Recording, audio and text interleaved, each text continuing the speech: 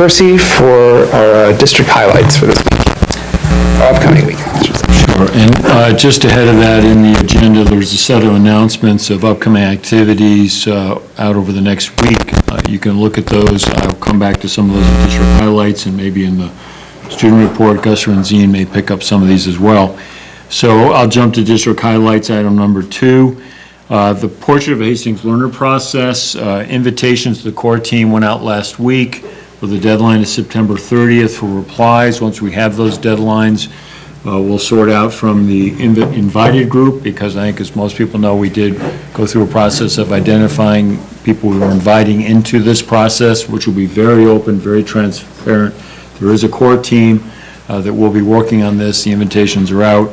As of, again, I'm saying on the 30th, we'll know what the replies are and see if we might have to modify who's been invited.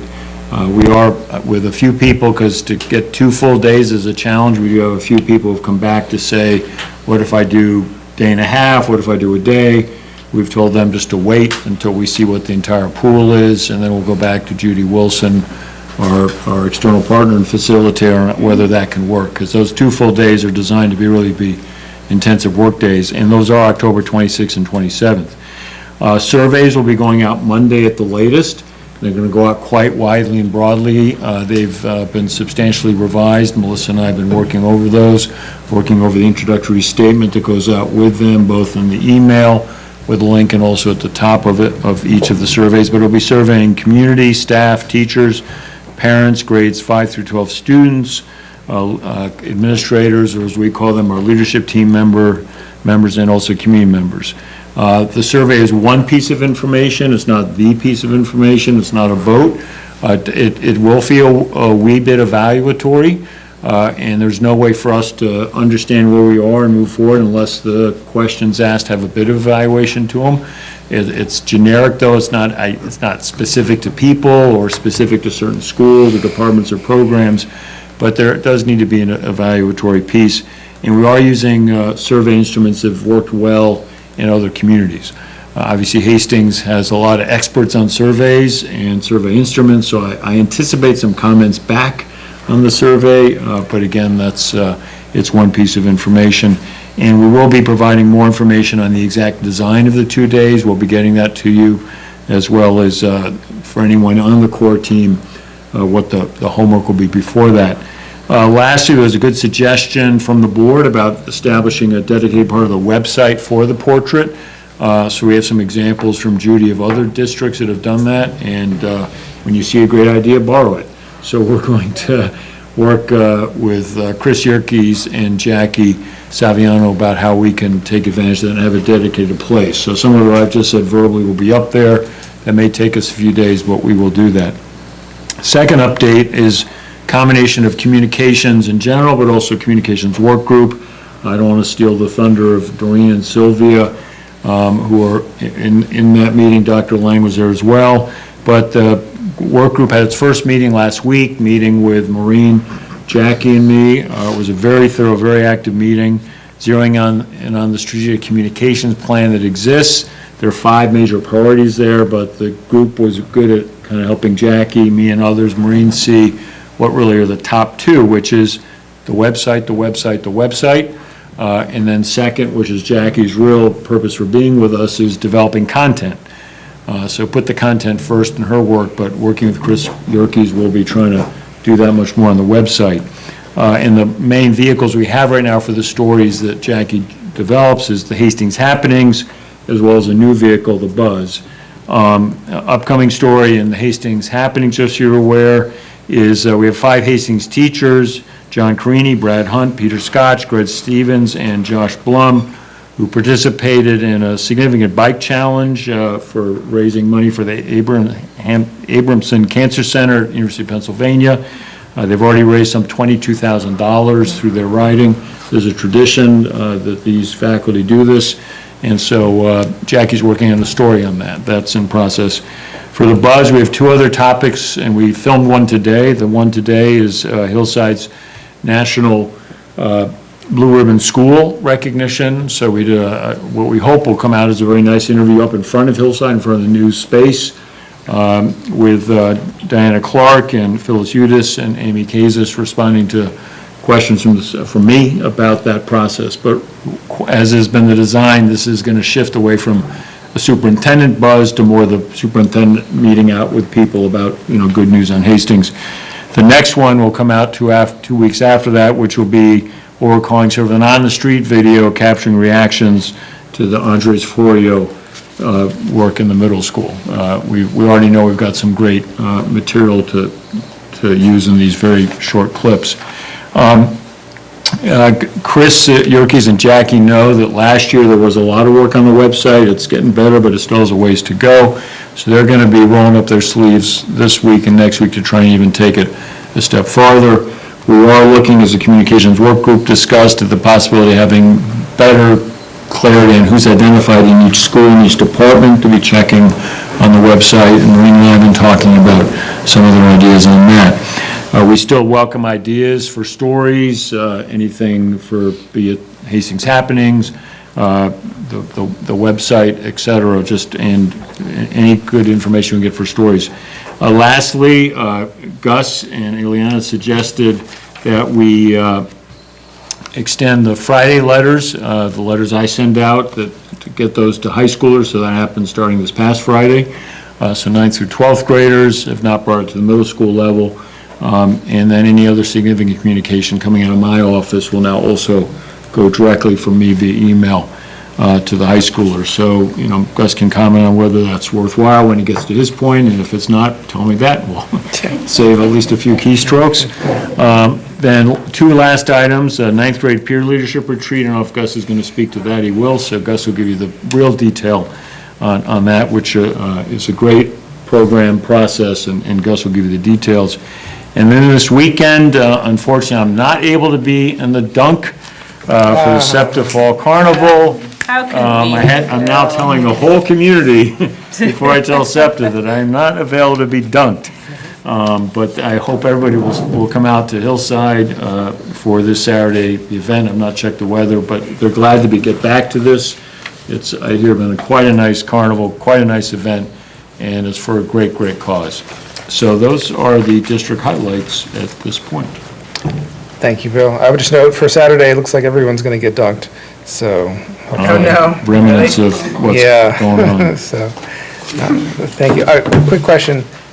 The survey, it's Monday, October 3rd, it'll be released? We're in process. The aim is to have it go out on the 3rd. And is there a sense of how long somebody might have to send it back? It's going to close on the 20th.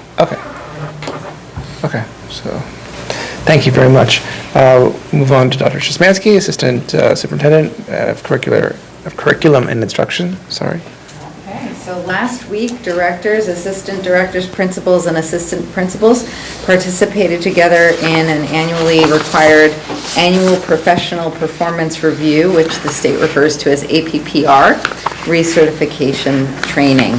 And every year this training is necessary to be able to evaluate teachers. So we learn together, we calibrate together, we talk about the observation process, and we learn about the updates from the state around that. Prior to the training, Betty Ann Wykes, who is our facilitator from Southern Westchester BOCES, she and I worked together to customize the session based on the input from our administrators so that it still met the state requirements, but it also honored the context-specific needs of the Hastings administrator. So we did customize it a bit. Chair Council had its first meeting of the school year, and together we finalized alignment around roles and responsibilities related to department chairpersons. And in addition, the group discussed their impressions of the start of the school year, departmental needs, and any upcoming curriculum work for the school year, specifically around the curriculum review cycle. So all of those things are in motion. Drew Wendell and I joined the physical education department to introduce expectations for phase 1, that first inquiry phase for physical education for curriculum review. And over this late summer, I provided an update around the health curriculum. The health teachers in the room provided positive feedback on their summer curriculum review process. And so that helped to really fuel the group as a whole. So we discussed what would work best structurally for engaging in inquiry work over the course of the school year. And the teachers are going to be coming to our next work session with their curriculum scope and sequence, and that's going to fuel next steps for us. Science alignment, Melissa Shandroff, Robin Farrell, the building principals, and I have been planning for continued alignment efforts in the area of science. Teachers have been very direct in expressing positive feedback about Liz Mira. Melissa Shandroff and I identified Liz Mira after issuing an RFP 2 years ago when our beloved Helen Pashley retired. So we were concerned that she was irreplaceable, and certainly she is, but Liz Mira has been extraordinarily well received. So the teachers have expressed that they're looking forward to continue to work with her around the New York State P-12 Science Learning Standards. So different things have been happening at Hillside. Last year, we ended the year with the creation of performance assessments where students were directly involved in showcasing what we know. At the middle school level, we've taken a differentiated approach, thinking about what the department needs in terms of the courses and how to best align. And many of you may recall the new P-12 Science Learning Standards really are radically different than the old standards. So we've been doing a lot of work in that area, and we are in an implementation phase right now. So teachers are putting into action what they've been designing.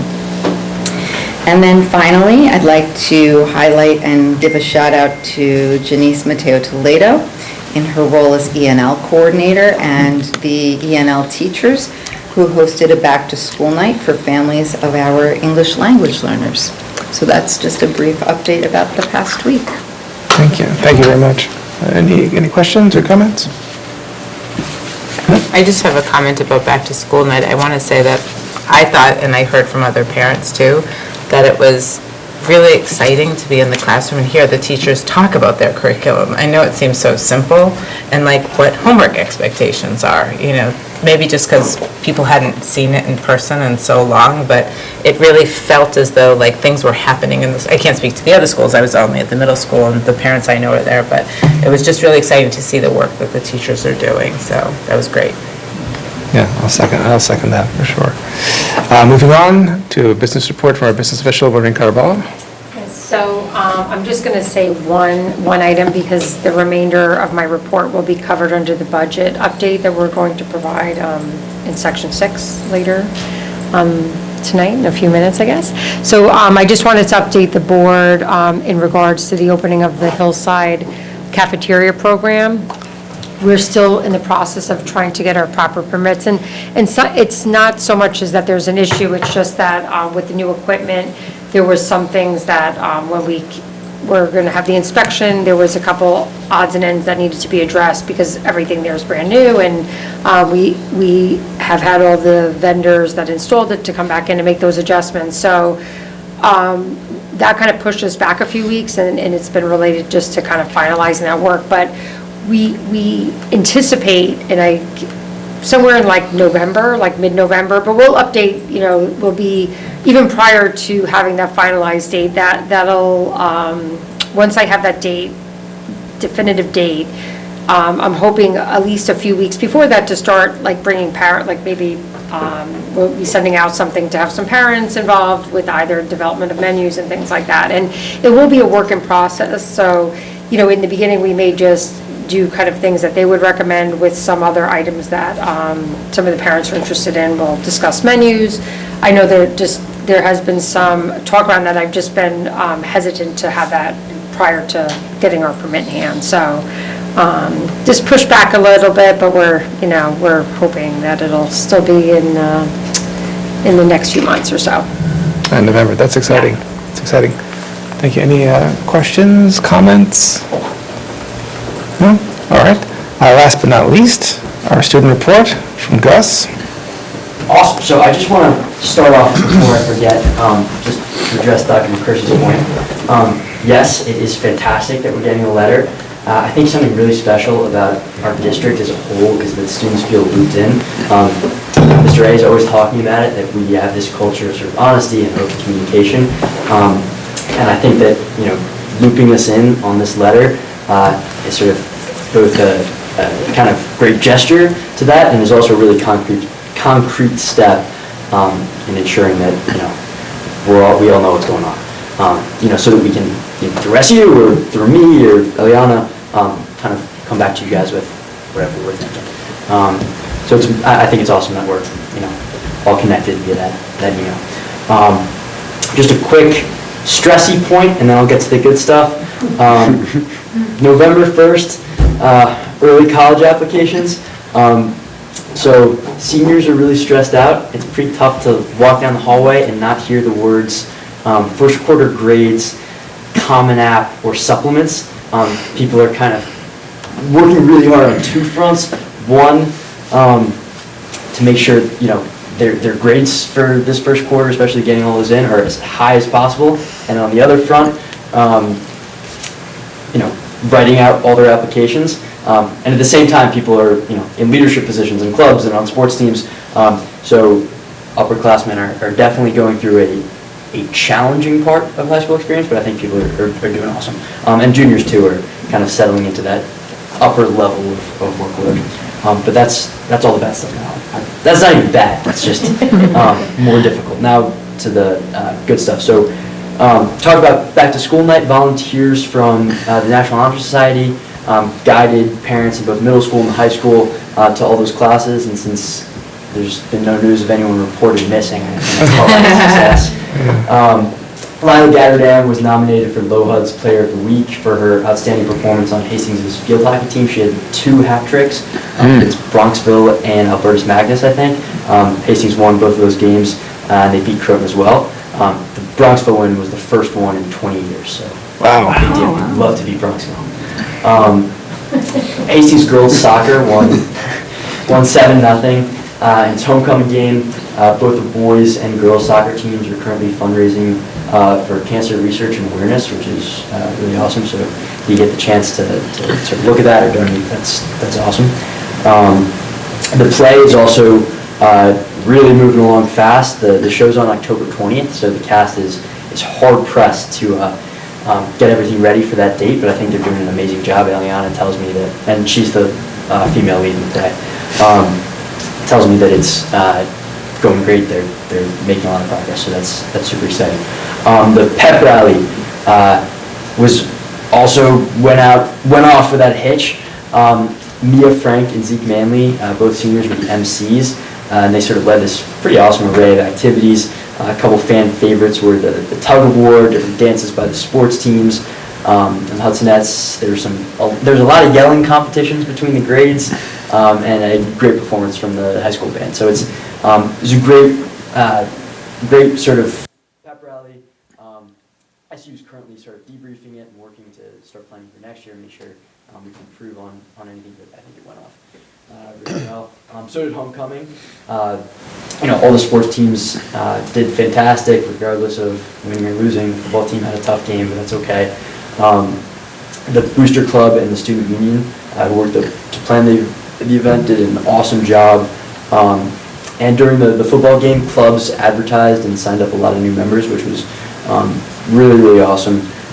And SU is currently working on a variety of strategies and it's really important to the board, getting people involved in clubs and different activities. The SU, that's the #1 priority right now, in addition to planning the talent show for mid-December, but really signing people up for clubs, making sure that especially sort of people on the outskirts of social groups are getting pulled in by different student organizations is a big focus for SU.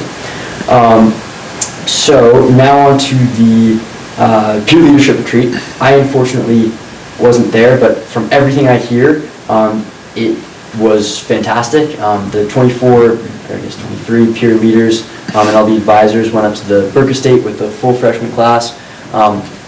Basically, I don't know if everyone's familiar with the program, but there are groups of about 10 seniors paired with 10 freshmen paired with 2 seniors, male and female. And they spend the day and then the rest of the year sort of doing team bonding activities and talking about the transition to high school, and it's this fantastic opportunity to sort of build relationships across the grades and ease that transition to high school. So that that retreat was awesome. There were a ton of really fun games and races and lots of like blindfolding activities and all sorts of team bonding stuff. as well as some really powerful conversations about the transition and sort of getting to know each other, especially like people that aren't friends on a deeper level, which is pretty exciting. So really successful, and we're excited for the rest of the year. So that is all I've got. Thank you. That's a lot. Excellent. Thank you very much. So no hazing at the peer leadership. Other than the push-ups until you throw up now. Excellent. That's great. And it's very commendable, talking about the student union, trying to pull in kids on the outside. I mean, this is a small district, and, I always talk about things that a small district should do well. That's one of them, and of course, it depends on your, the student involvement to make it happen. It's very commendable, so thank you. I also want to say that I loved the students helping parents at back to school It's so night. funny. I took advantage So of helpless. any of those students because I didn't know where I was going, and it was really cute, and it was sweet. I loved it. That's all thanks to Ms. Rudolph and NHS. I love it. It's great. It's a great idea. It is funny. You try to act like not a total rube, but like you kind of know where you're Totally. going. It's over here, isn't it? Right. Not like. Exactly. It's funny. All right. Gus, thank you very much. Moving on to public comment. Doesn't seem like there's anybody here, so we're going to have a report on the 2023-24 budget cycle. And one thing the board has committed to is starting things earlier and more granularly this year. And so I think, Dr. McCarthy, you're going to take us through what that looks like? Yeah, Maureen will do that Okay, I'm in sorry. a second. But yeah, this is our follow-up on, I think, a shared commitment administration board to start earlier on the budget process. So what Maureen's put together is kind of the reminder of the calendar you will vote on November 9th. That's a formal process, just so you put in context. Then a set of internal budget dates that are key to you, so you have clear expectations. Then listing the work sessions separately. I think we've been asked at the last meeting to separate out from the regular meeting agenda format we have exactly what's for the budget. We've done that. And then we really are here to listen tonight, but then Maureen's done a great job of listing at the end of this presentation a set of areas we think need some attention, but then open it up for you. So, Maureen? So that's it. And I just gave you the outline. So, right, so again, just. We'll be switching this one? Or do we? Yeah. Okay. So just, first, this is a reminder, and again, this is not a formalized calendar, but, and there's, other dates that get added to here in regards to public notifications and legal obligations. But right now, in looking at what the required budget vote is, which is May 16th this year, and typically then we take the Board of Ed meeting schedule and we kind of back in our dates based upon the timelines, the required timelines, such as the hearing and the budget vote. So here, just this will be presented in a longer form with a few more detailed items in there to the board on November 9th. But just as a reminder, this is really, we start early, but before you know it, we'll be there. And this is just a reminder of that. We'll be in October any day now, and really by February, beginning of February, not that that's the final spending plan, but it's fairly close to what will be our final, with some modifications, of course, as we, prior to the board's adoption on that April 18th. So again, just a reminder of how quickly, when you take into account holidays, those days are upon us. So, we'll speak about what happens internally outside of the board meeting. So this is, again, looking at the calendar and other things that are going on within the district. And last year, actually, I think we did it about a week earlier, but the building leaders and the chair council and all the different people who are involved in these discussions really felt strongly they needed that extra kind of buffer of time because many of them were unable to get their requests in last year. So right now, this is, again, the internal calendar for us. I send out a large budget packet, which kind of includes directions on both, what they have currently in this year, what their actuals are, and show them that. I give them like historical budget information. We show them their projected enrollments.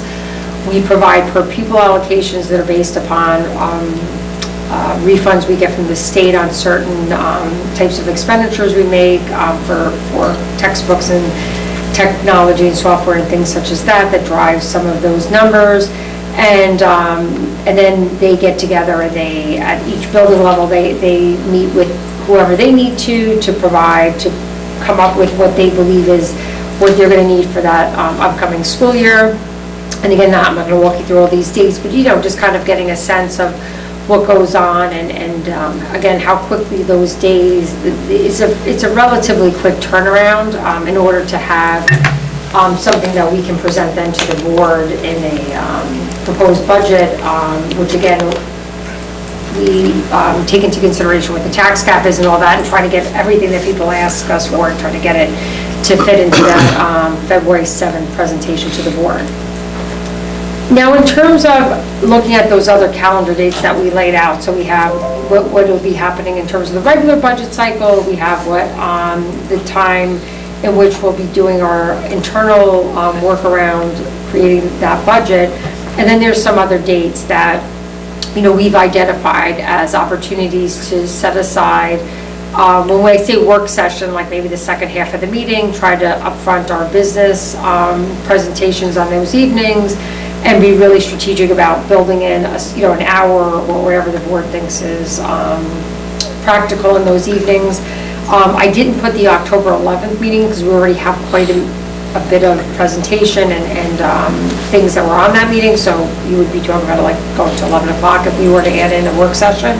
But really just identifying dates prior to, I think it'll be important to have it. Of course, we could always have something in January, but really, once you get to that December date, we're already putting together what, we would need direction if the board were looking to either have us look deeper, make changes. Like I said, some of the things listed on this list may be things that you're like, we should spend more money on co-curriculum. I mean, it doesn't always, these are our recommendations, and much of what we put here, and again, we're going to provide an opportunity after I'm done here for you to kind of give us some feedback on what you may like to see. And again, I just put topics on here, things that we discussed either last year or specifically like transportation is something we've, and this is really speaking, well, I guess it could be in-district or out-of-district transportation. We can have a little bit, we're going to dedicate some time to, talk about and really understanding the cost in regards to all of what we provide. And some of the other categories I listed are things that I have heard during the course of our budget presentations. Those are areas in which I think sometimes we're unable to provide maybe the level of detail or the board is able to have the level of conversation they may want to have around some of these topics. So, again, this is just a list. You can see technology is definitely one. There's a lot of questions around it, but really allowing for deeper understanding, because there's a certain amount of technology just to open up the building. We can talk about devices, but really breaking that down in a more granular way, because when you see things in a budget book, it is still a summary document, right? So within each of those lines, there's a lot of pieces that like land support, and just really being able to break those down so the board has a good understanding of what each of those cost centers are, and either asking us to look at making reductions, changes, additions, or whatever. So, and then again, the other ones that Bill and I, in just speaking, kind of identified just the things that we've heard or received questions on in the past budget cycle. And then for me, I added the long-term capital plans and yearly maintenance budgets and 5-year budget planning. Those always have to be really part of the ultimate conversation, because you need to always be looking at how that fits into your longer planning.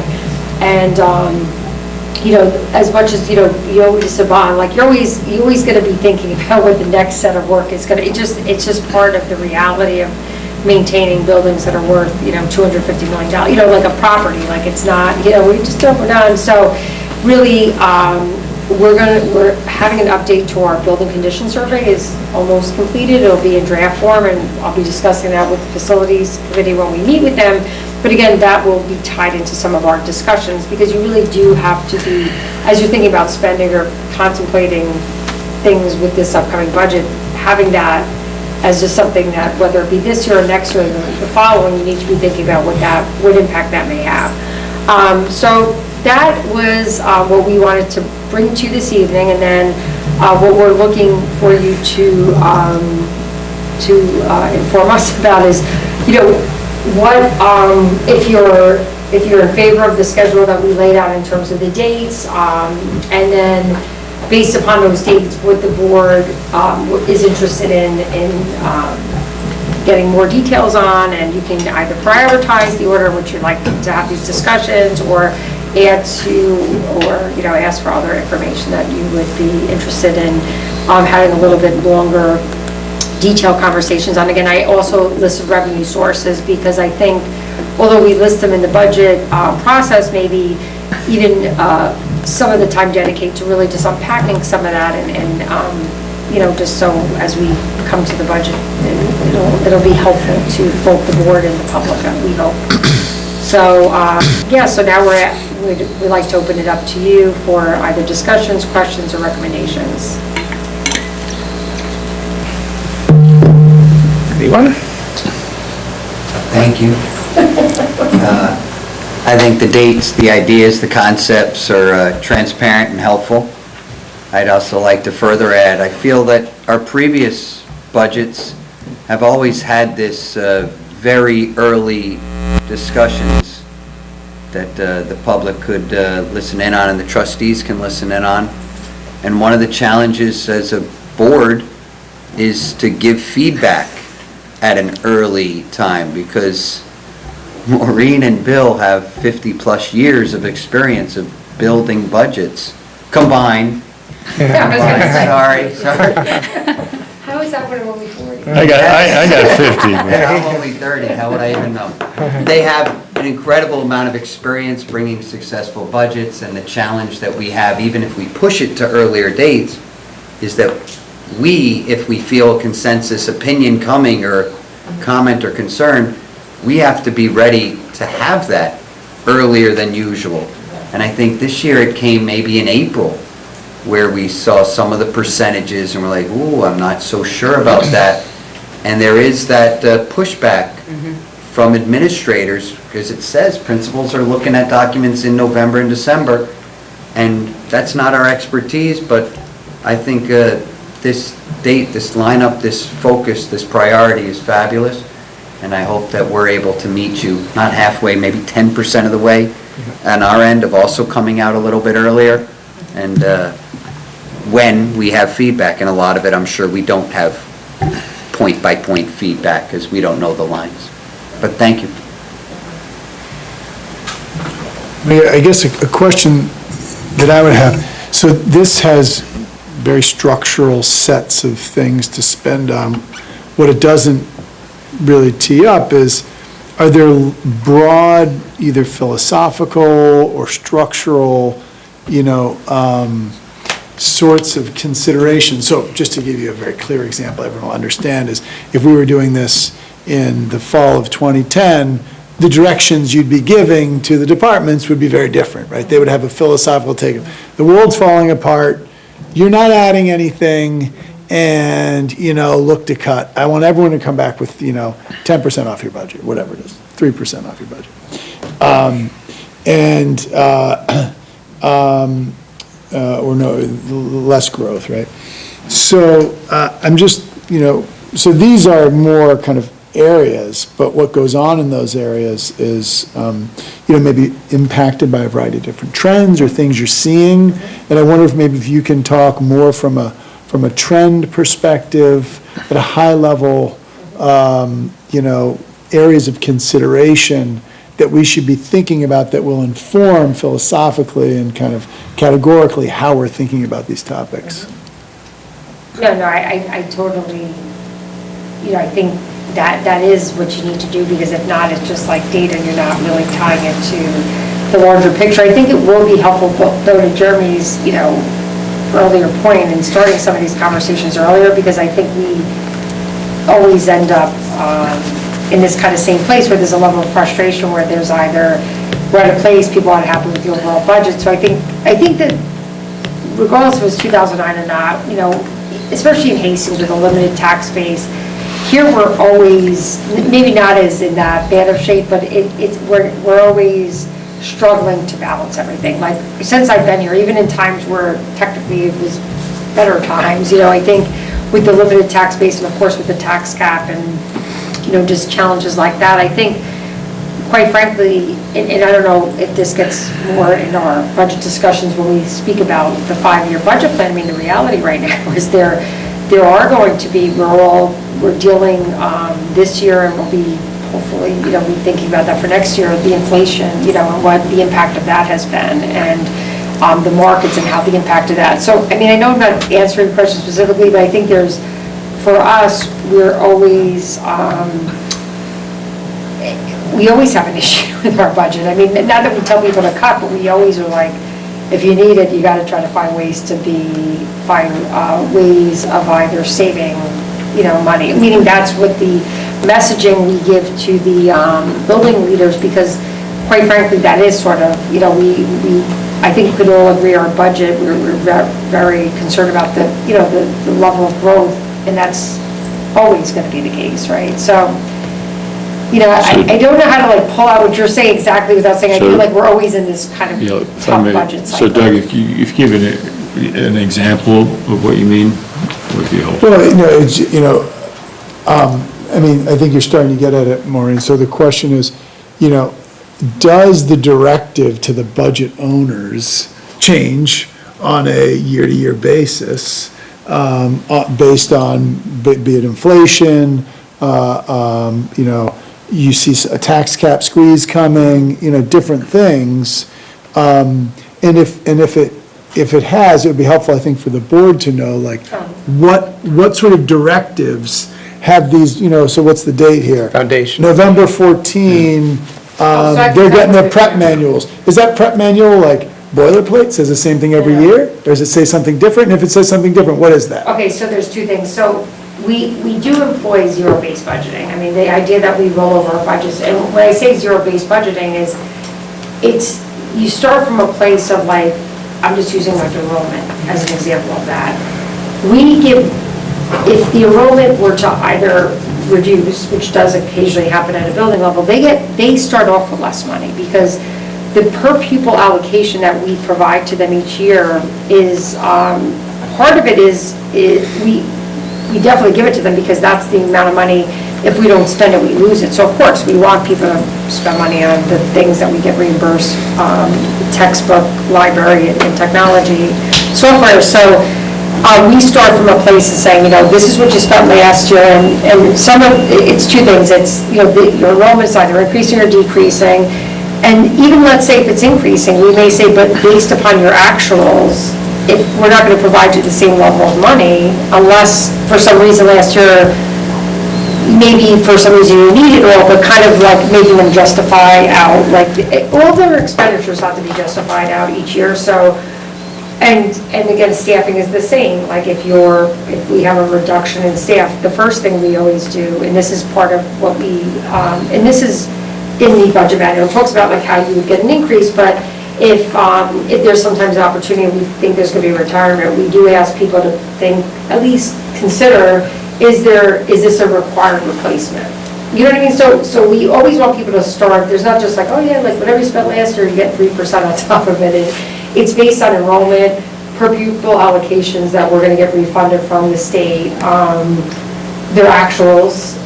We may question, it doesn't seem as though the last few years, and this is the non-pupil driven costs centers, like contractual expenses, we're do you need it? Because we don't see that you're spending that. So that, to be honest with you, whether the economy is good or bad, that is always this, right? Regardless of the economy is good, it's not the excuse to spend more.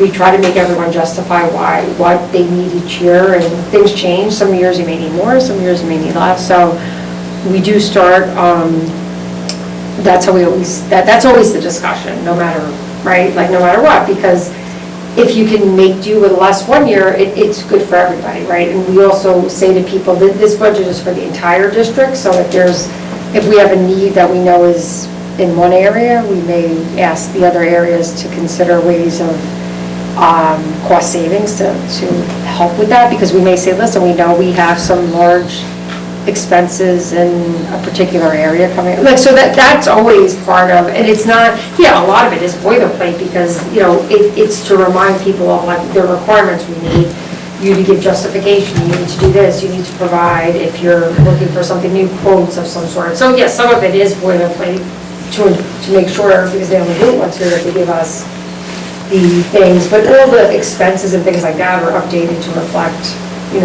past year's budget, so they see it, and then they see what we're projecting their enrollments to be, and like I said, those allocations.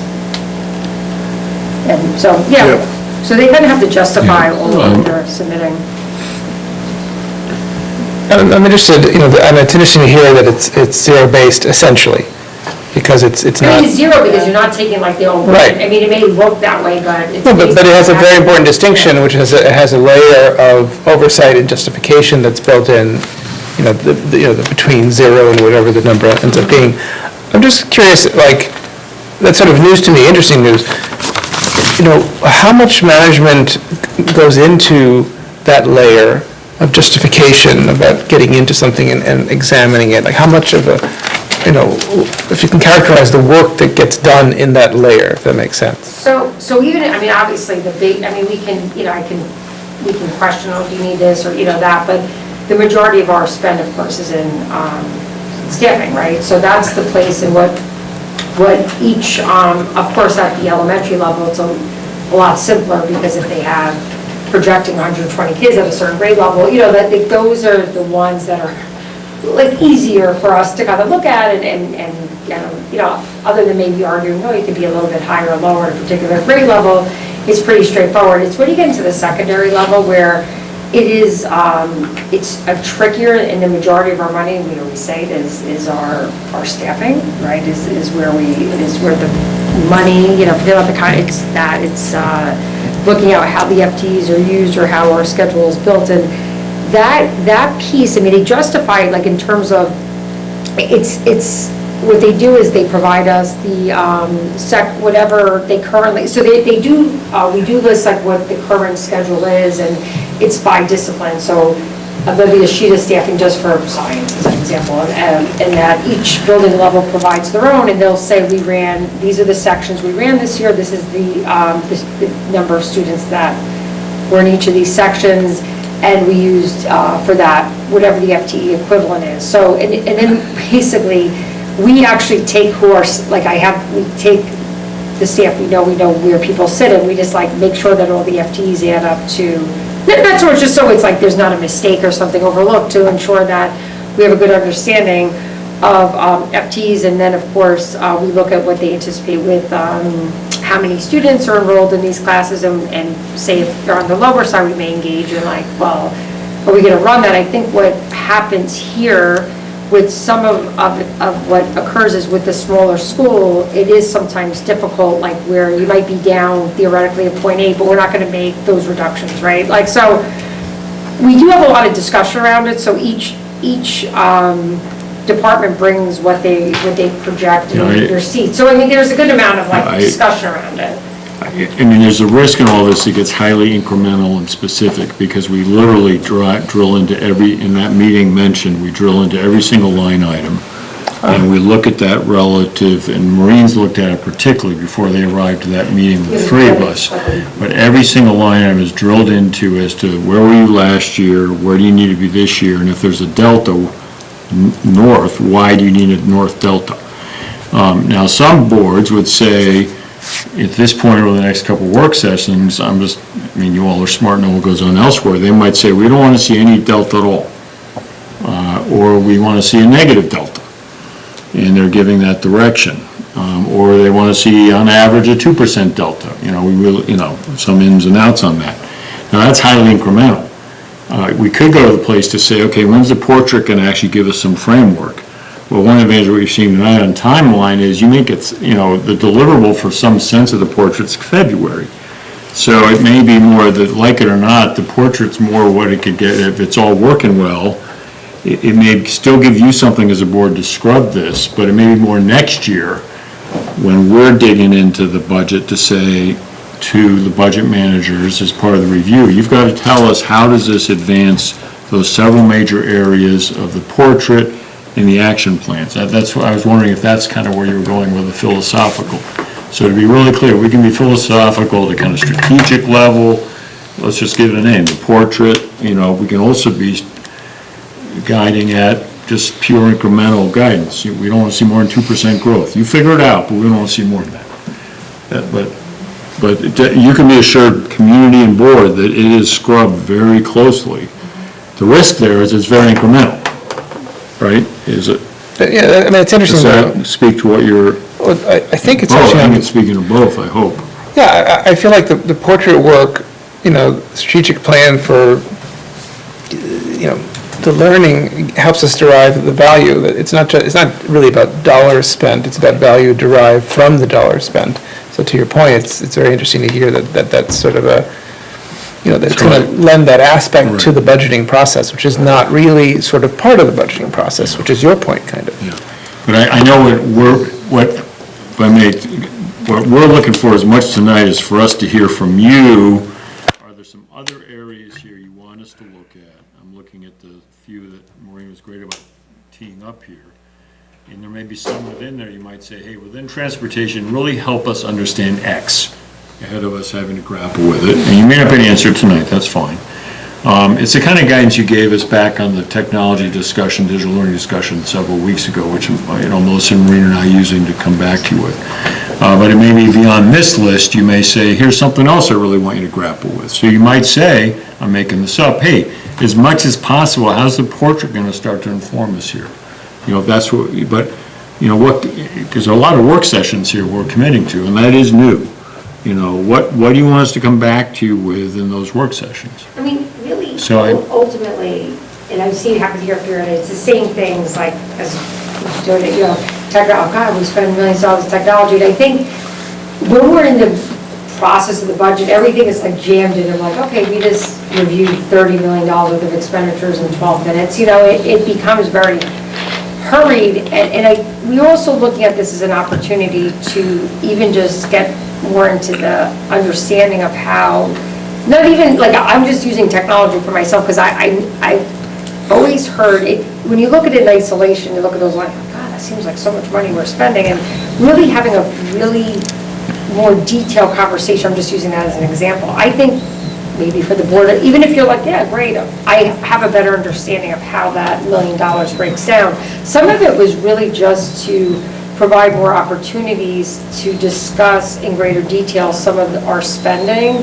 and not just leaving it. So it's not even so much as that we want like, don't, but also just those are areas, and I know a few years ago I showed like a 5-year kind of matrix of like, people are like, oh my God, but I'm like, but that, maybe because it was in the height of the budget discussion, but that's a real expense for all districts, right? Like for any company, like technology is a huge part of our budgets. It's not going away. That number, maybe there'll be a year that it's slightly less if we have less infrastructure work, but that's a constant reinvestment of funding because everything is being replaced every 5, it's an incremental cycle, but just you have all the switches and all the things that we have to run our networks. It's, fairly elaborate, and it's just all the different kind of people we need and required. So I even view that as a way just to help people better understand, in some ways, including the board, the ways in which, why we spend so much, what does that really include, getting into a much more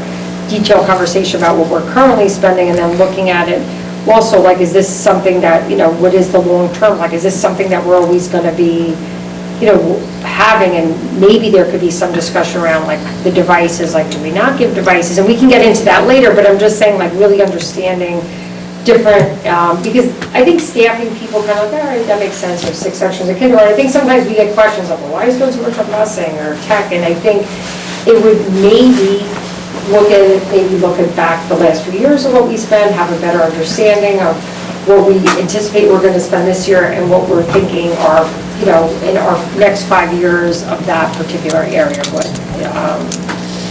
at least for the infrastructure upgrade type things of what are planned, expenses. So it's really even just to be informative, I think. Yeah, I think it gives, I'm sorry. No, I was just going to say that I think there's some greatest hits that always come up, right? That's I mean, kind of what I was- Professional development, transportation, class sizes, maybe technology is one of them, Schedule Bs. I mean, there's really a That's why limited I things, consider it. right? There's a limited set of things. And I think it's our job as a board to present, if we think, for example, we want to invest in professional development in a certain way, it's our job to present the investment, why we believe it's important, and how we think about return, not like a monetary return on investment, but how we think about that return on investment. And if I'm just going to be really honest about it, I don't know that we've done a great job at that level of explication historically. Even if we can feel as though we think it's a good investment, then we end up, someone doesn't think it is, and you end up in these strange conversations in mid-March, and everyone's like, yeah, but we got to get a budget passed now, what are we going to do? And it's really uncomfortable. So, I mean, I think if we took like just those 5 greatest hits, and maybe you're right, Bill, maybe, Portrait of a Graduate, we wait. Maybe it's some big investment in project-based learning or something that we haven't had before. It comes out of Portrait of a Graduate. Well, I think we then need to think about, but how do we do that without increasing the budget? Are we taking money away from somewhere? I think if we have a strategic conversation about investing more in, say, project-based learning, we have to have a conversation about where would we decrease spend? And it really, I think if the Portrait of a Hastings Learner goes well, it really talks not about getting new dollars, it talks about allocation of dollars, right? And, it's a hard discipline in a fast-moving environment, inflation's moving, there's all sorts of political things going on. But if we just took those few greatest hits, right? Transportation, and we had a strong opinion about it, professional development, had a strong opinion, all those things, and we started talking earlier over these meetings about them philosophically, even if we don't have this right numbers yet. I think that could be very good for the long-term benefit of the town and village, so we don't end up in one of those rat races in the 11th hour. That's kind of what I was saying. I think it'll help that, because I feel like they've become so, just at the time we start talking about them, it doesn't allow for that full conversation. Yeah. Even transportation, quite Right. frankly, some people may say that's value, we think we should be funding it. And I think what we're trying to do, and in any of these big hit areas, or what others to my left board members may say, what are those? We can begin using those slots. I'm looking at the September 28th through the 20th. Where do we plug in some of that to dig in? And, I would say, I would like to see, and I'm kind of new to this process, but increases, like how are we going to cover, we know utilities are going to go up 3 or 4-fold, right? So the things that have to be covered because we know they're on the rise. Anything new or added, like Portrait of a Hastings, you have to pay for that from somewhere, so we have to make decisions based on that. I think that could be a good starter.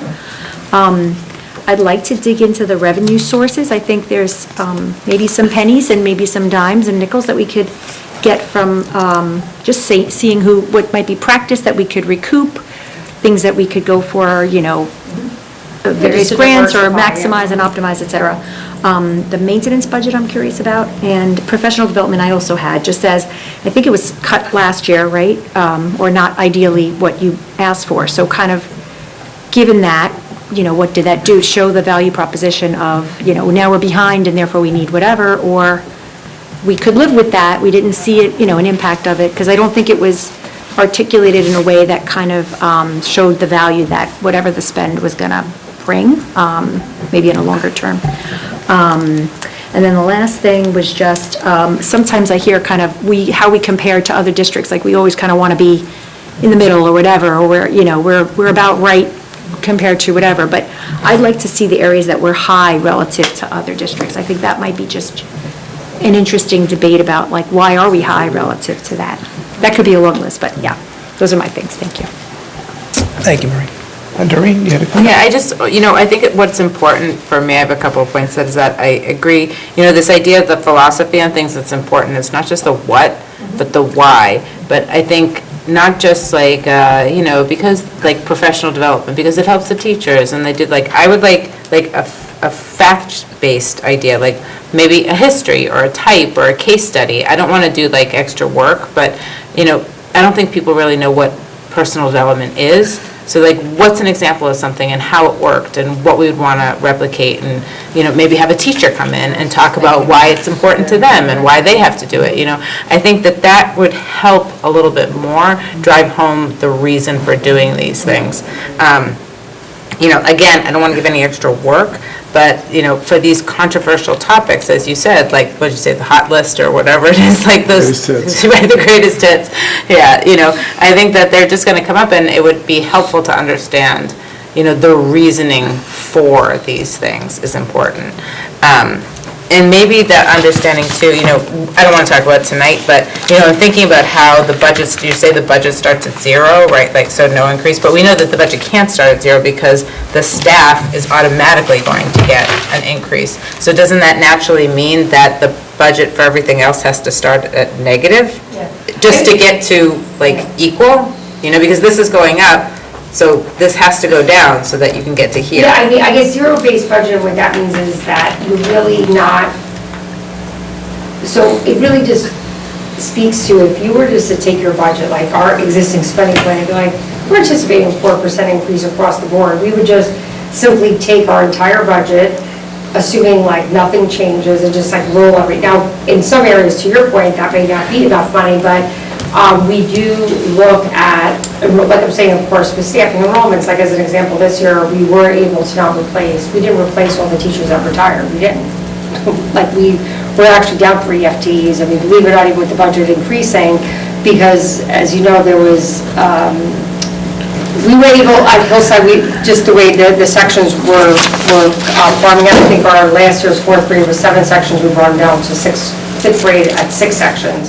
Which we felt comfortable going up after the pandemic, we were at 23, 24, but we do try to make, so that, we don't have to discuss it No, tonight, but I think that might be a good, but that might be a good topic to talk about, like how we do that. And then one last thing I want to say is that I think that all of these things are really important. We should talk to Jackie, Bill, maybe, and Sylvia at one of our meetings for the communication. It should definitely have like pride of place on the website. Each time we have a topic, we should have like a very new section that's like budget 2023-24 and each of these topics, so that whoever doesn't get to watch it can still do it. And if we get any questions from district people, then we can say, please refer to, date, which is all this is discussed. So for me, I think that's the good thing about having these is that you can have a presentation that can be shared on the website for everybody to see at some point. So, Bill, would it be useful for us to align on, not right here, right now, but so the next one, or the first one is going to be October 25th. So there's still good ways to go. For us to align on, maybe to Doug's point, like what the first 3 we would dig into would be, would that be useful to get back to you on that?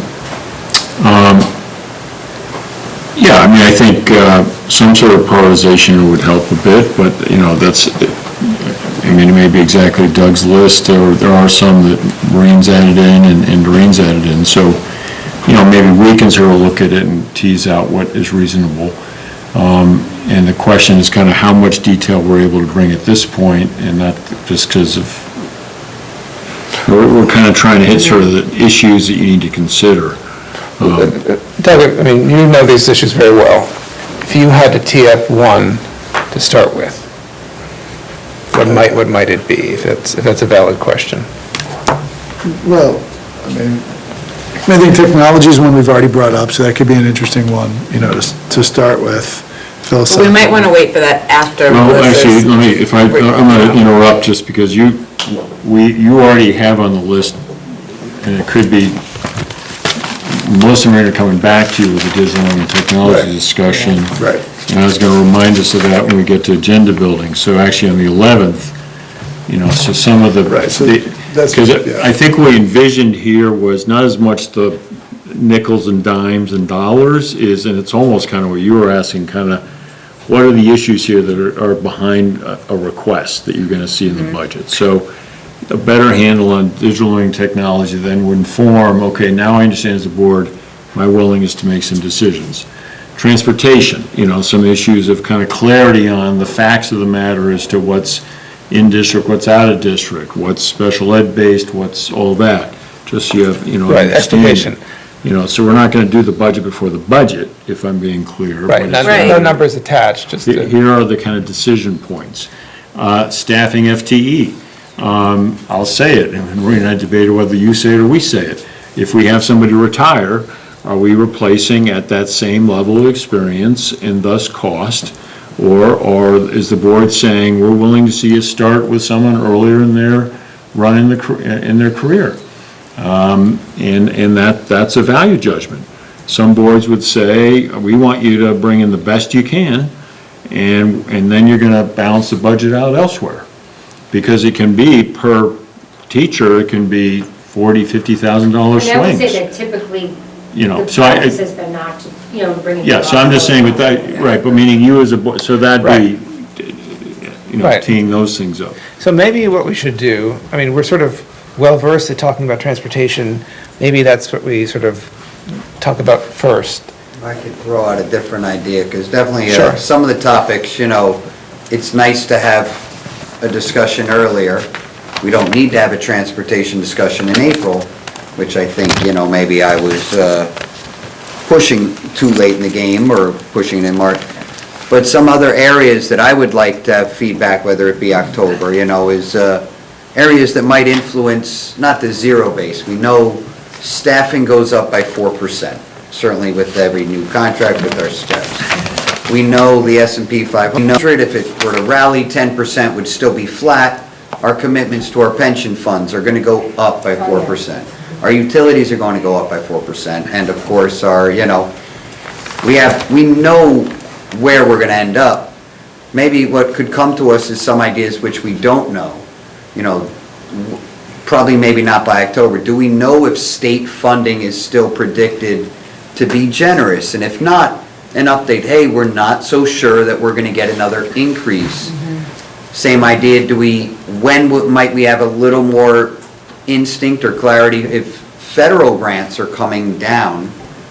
Another area I'm not as informed about is, do we have one staff member whose salary might be being paid by a grant, or do we have more than one right now? Which grants are coming off of line? And anything that's, at $150,000 is 1/4%, our budget. So those, as they come to us, would influence that decision of what are you telling the principals? Obviously we see numbers, 4% is higher than our 2% cap. Another discussion, how does the board feel that the community passed a budget at 75%, support? Do we feel that's there for continued increases? As Maureen said, some of our increases were, we slowed the growth, but a lot of them were growth still. And then lastly, we funded last year's budget in an atypical way, or we used more reserves than usual. So we are going to pay for last year's budget this year. And how does that influence what you want to send out to your committees? The budget passed with a large percentage of people saying we support this, but we did support it in a way that was very friendly to get for people in that first year. So if we have another 2% coming from last year plus 4% growth, those are discussions that the earlier, if they came with increased state aid again, I think it's another game where, the financial department, has a lot of options.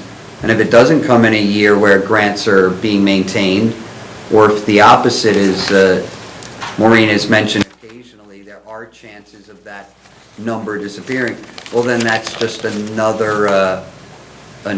area that would take us away from why we're talking about the 5 items that typically bring in, discussion. Right, so you're sort of saying, just a nutshell. I don't know if one of them has to come. I don't know if I need to talk about one of the spending ideas in October, when I'm more waiting for what, what's the directive? So- Do we have a directive that we have a catch coming up? Oh, yeah. We paid for last year's budget with reserves. Does that alone make it so Well, that we see issues? Yeah, so I just. I don't so see them think- as connected as that, but. Well, okay. I think what Jeremy's saying makes sense, so I think that it is important, which I think would be important to contemplate, because I do think that most people are like, okay, I need to understand like what else is going on, so I will be honest, I think that, again, this year, to Jeremy's point, is gonna be, even if the state funding is there, if the state keeps with the state aid, we know what the 2% growth is on our, tax cap, it only really allows us like $800,000 or $900,000 worth of growth, and we exceed that just with, if we have the same staffing level, forget about who the individuals are, just the cost of contracts and increases in the, say the, may even exceed that, the retirement systems, we know. The retirement system has already said, like, we haven't done as well, expect an increase. I mean, they've already laid that out. So part of the thing that we always look at, and it's not, it gets tweaked along the way as we get better information, I think it's always important to look at that 5-year plan, because I think, although it's not an exact, you can kind of see, but to Jeremy's point is that when you use the reserves and you start pulling back on those, what the impact is. Like, so, to his point, I mean, I think we have to kind of, if the board was like, well, we don't want to use as much reserve, immediately that's going to require us to make reductions to fund that, right, to close that gap.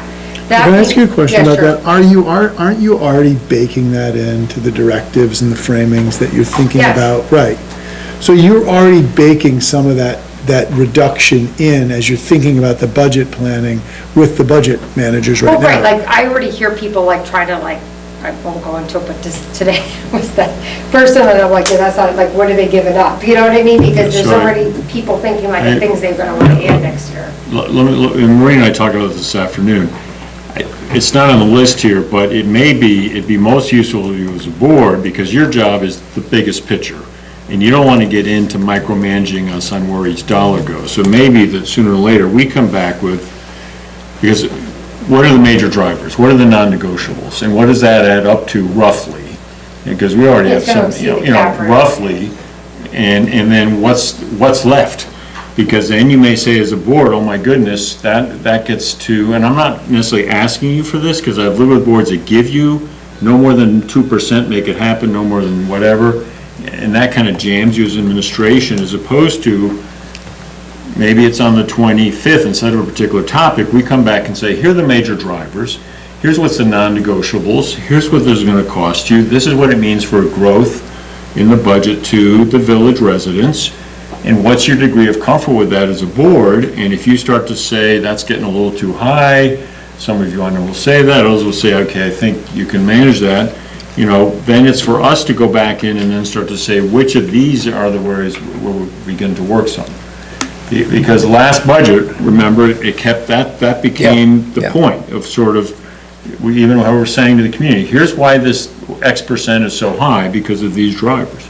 But if we talk about those with you sooner, even preliminary, and the sooner we do that, you can also help us back with the managers to say, this board has no appetite for X percent.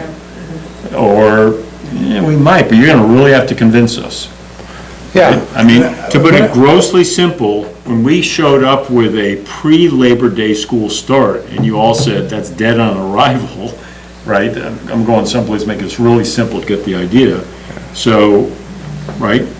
You see what I'm? But I think it's, I think when this works well, it's very iterative and it's very collaborative process, because, I think a board could always go, well, we're not, 2%, that's it, but there's a story you're trying to create in the district, and both of you, and so, to pick up on Jeremy and Maureen Lennon's point, as you're reading the tea leaves of 4% growth in energy, are we getting this revenue source, are we getting that revenue source, and you start to see, and I know that, Maureen, you start to see this, you start to see the reality forming, like, probably for next school year. Right, I mean, you're starting to see that already, and so the degree to which you're able to talk about those in broad brushstrokes now, you don't give hard numbers, but you're able to say to the board, hey, we're giving some direction to the budget managers right now that says we're gonna have to come down off some of these things, because here's the three dynamics we're concerned about. I think then that informs us on how to think about it ongoingly, and we end up not getting into a place where, having conversations about, I like this frilly thing on this professional development because I saw a teacher do it, I think it's great. It's like, hey, that's great, but that's like a very myopic conversation inside of a broad set of considerations. Because one of the things I've noticed being on the board now for my 7th year is we don't have a lot of opportunities to have a broad set of interconnected dialogues. There are these one-off vacuum dialogues that are really hard to, and it just comes down to, well, what do you value, Doreen, and what do you value, Alex? Do you value smart kids? Yeah, I do. Well, do you want to pay for them? Yeah, I do.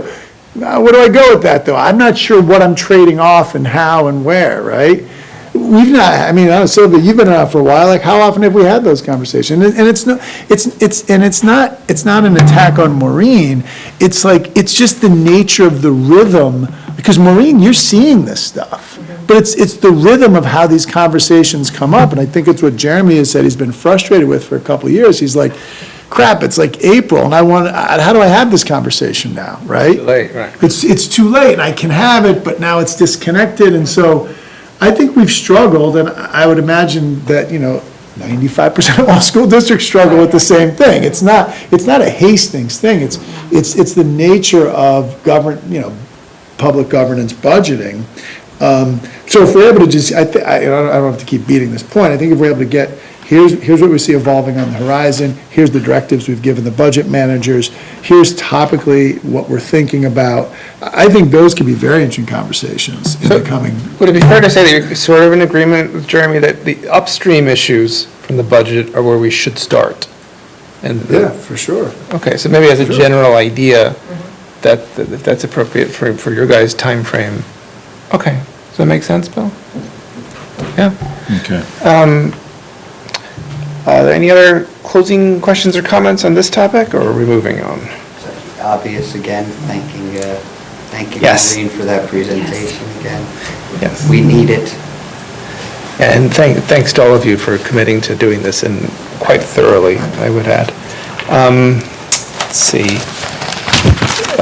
Gus, just being mindful of the time, we're going to go to business items, so if you want to. Okay. Thank you very much for the thorough report. Of course. Much appreciated. More positive than stressful. Yeah, there's a lot of positivity there. There is It's some good. stress. Please let me know if I'm taking up too much airtime. No, You don't feel like I'm coming, like I'm. we enjoy. Okay. Thanks, guys. Good night. Moving on to business items. Are there any questions or comments on business items 1 through 14? I have a question. I'm trying to find the one that I had a question about, sorry. The one about Pleasantville? Yes, so we send children, we have students from our district that we place in Pleasantville because they have certain programs that we can offer here. Right, so for instance, I think it's annual tuition summary worksheet. Now I don't remember which one that is. Sorry. What is our worksheet behind it? Pleasantville was number 6, if that's what you meant. But that's not what you meant? There's 2 that are listed as It's, 6, actually. 6B. There's no that 5, one. just Oh, FYI. yes. Right, 6B, I guess it would be. So, I'm trying to look at the total annualized cost, right? 98,000. 98,000. So can you tell me how many students that's for? 1. 1-to-1. That's a 1-to-1. Yeah, that's what I was, That's why Just to it's give you on some context, I mean, on the flip side, just as a point of, and I actually didn't realize that, that would include that, but, so we have students that attend Hastings from out-of-district placements. Similarly, we've taken students, and I will say that, I know this seems like it is quite a bit of money, it's a non-consortium rate. There's situations where we charge more for one student being educated here than that. So we have a district that pays us in excess of that for their students. I was just surprised by that. I don't want to Yeah, get into. actually, yeah. I don't want to get into details of No, the no, no, person, but but I it think says the with- date of birth is 2022. 2002, so I thought that person would be out of district. Well, right now. special education. Yeah, we're obligated through 21 for certain students, age 21. That's good And to know. actually, just also clarification, because Laura had said that because of the pandemic, it's now 22. So we actually, we're going to be there's going to be children that. Yeah, good correction. Yeah. So Maureen, do you mean, sort of in a grandfathered way, or is it people who are in that, like, in COVID, or it's not in perpetuity? No, not, Okay. yeah, right. I Got it, it's like think an just for, additional, like, that extra year Okay. for students that would have aged out of 21, now they'll have that extra year. okay. Because many of these programs were fully remote with some students. Oh, right, Yeah. right. Like for a lot of the time. So this is a past payment, it's not a future. It is for this year. This year. No, I think, Maureen, you spotted something, it definitely looks out of the ordinary and large, but, we are obviously thrilled and lucky that we're able to support all of our students. Right. And these types of students, the whole Westchester area does share, who has the best program for this, and that is a one-to-one is always going to be an obligation that's going to, be a six-figure number like that our community is able to share and bring forward. So I'm curious, when we consider what, going back to like a budget conversation about how much we charge per student, like how much we pay, we had a big discussion last round about how we don't pay the most per student in Westchester, right? There are some that have a higher, not pay. Per student, like allocation. Thank you, Right. yes, allocation, thank you, that's what I'm looking for. This means So- our average cost per student. Like per Yes. pupil spending. I got Thank you. Oh, spend, right. So when you have these kind of big things, are these rolled in so that it averages out? So, no, there's a different, each district, there's a rate that is provided to us for special education. So when we charge out-of-district students, it's based on a calculation done by the state, and it looks at the cost of, there's, like, as you can see on their bill, there's a tuition cost, and then there's the associated additional services a child may get. So similarly, we have a cost that is much higher than that for our per pupil allocation. That's really just focusing in on our special I think it takes in special education, psychologists, certain aspects of our budget that then calculate out another cost per student. But to your point, when we look at our budget, when we're doing that type of a comparison, districts, it's a very simplistic comparison districts use. They take their total budget and they divide it by their, you take your debt service out, you remove your debt service because debt service is typically removed because you could have a district that has like done a lot of work and it would be an unfair kind of piece. So typically you would take just your total cost minus debt service divided by enrollment. So to your point, it almost like, because you have some students that may be even in district at a higher cost, it's going to like bring up the average.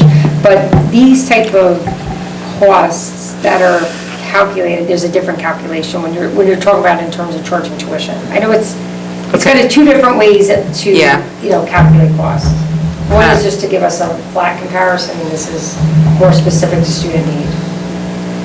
Okay, and then my other question is, what is the audiological management proposal?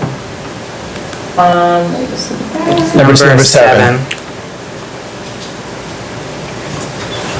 Okay, so special education each year, and at times, they don't even necessarily use the service, or we contract, so if we have a student that would be in need of any type of evaluation that we cannot do as an audiologist, we do like bids to have contracts for different levels of services. So on the occasion, like something like this, there may be a year where we use a few hours, and other years we may not need it, at all. So, but they need to have a contract in place in order to access that service for students. Got it. So these are like, I think everything here basically is like almost everything is like sped related, Yes. except for like and then, sorry, what are these merger letters of intent? What does that mean? So our, We like go with other schools? so basically. That's what I thought. If it's just that we go with other schools. that's Yeah, fine. we're the host school, and occasionally, because of our own numbers of students, in order to round out a team or being able to offer a varsity level sport will allow or will join together with some schools to do that. We have always had longstanding ones with swimming where we're the district and sending students, but these are for allowing these schools as listed to participate or be part of the teams. And it seems to be that they're like private schools. Is it Greenberg Academy and Clark Academy, those private schools? Yeah, they're not private, they're like special act schools. They're schools that are considered like they're special act schools for like, they're for different, they're not funded, they're not like people don't pay tuition, but the state, districts pay tuition for their students to attend those schools. Do you know what I'm saying? Like a charter school?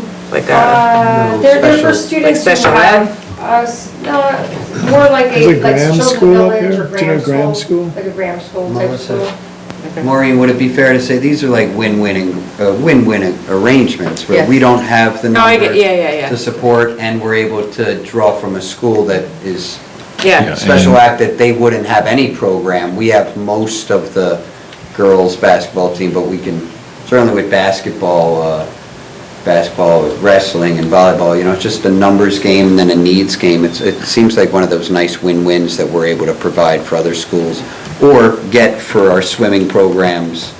When our kids wanted to play hockey, we grabbed a couple other shared, those are nice to see.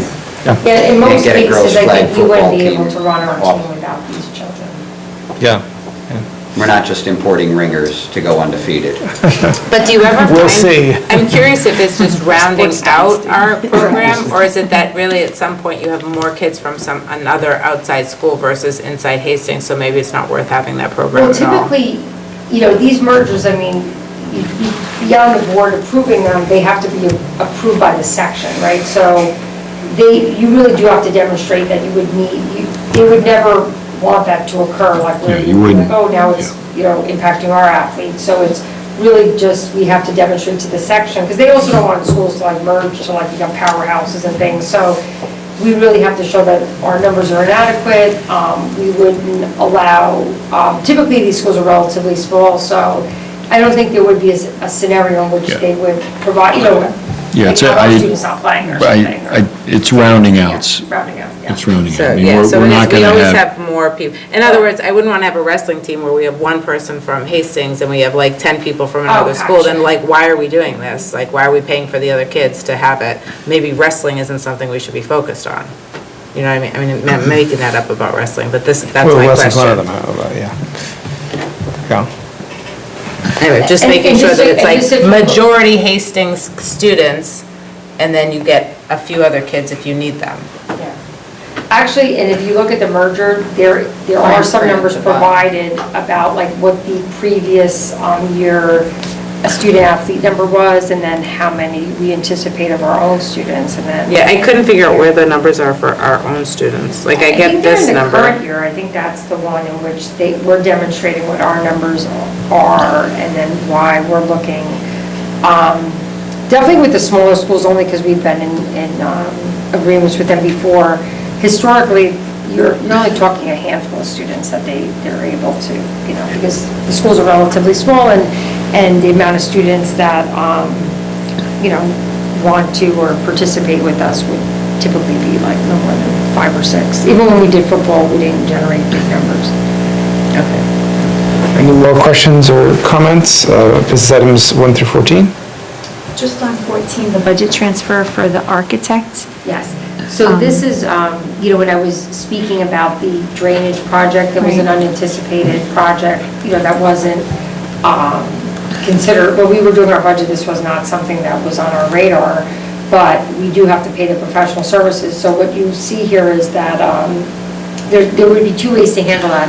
The 2 areas in which we're transferring funds, both of those, I know based upon where we are currently in the year that we have those additional dollars in those lines for either, because some of, in the scenario of the salaries at special ed Hillside, it had to do with a reduction. We didn't end up needing to fill one of the staff positions, so if we didn't have the money there, we would have to appropriate it from our fund balance with like the unanticipated expense, but because we have we have some monies in those two categories that we're able to transfer to cover that, because it is kind of like an emergency type of situation. I don't know if emergency is right, well, it is kind of an emergency. Timely. Is this the same that is in the mix for potential reimbursement or splitting? Is that the same Possibly, issue? yeah, Okay. yes. So depending on, FEMA, now FEMA, this is a little bit new, and to see like whether they would pay the professional services, so they may pay for the actual construction of the work, but they may not pay for it. Like,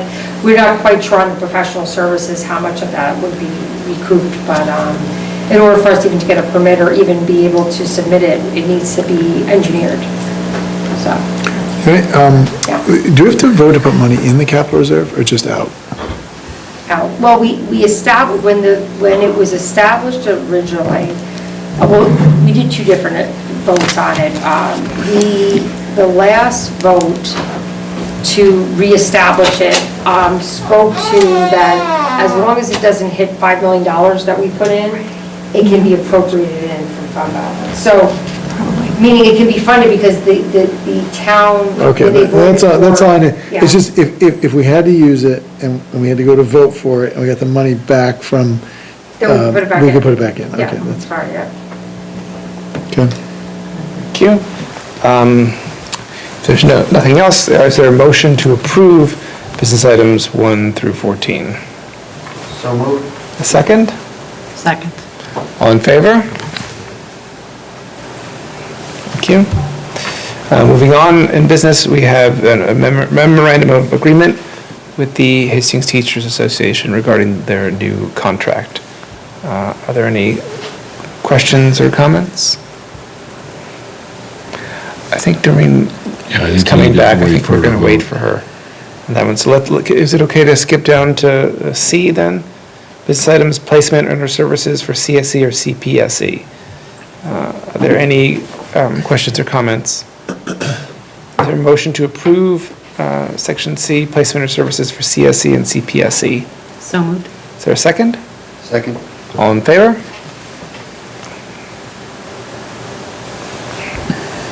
So we'll come back to the memorandum. Moving on to personnel, Section A, and appointments. Are there any questions or comments? Sorry? You want to do A and B? Oh, I'm sorry, okay. Is there a motion to approve personnel Section 8 as the consent agenda?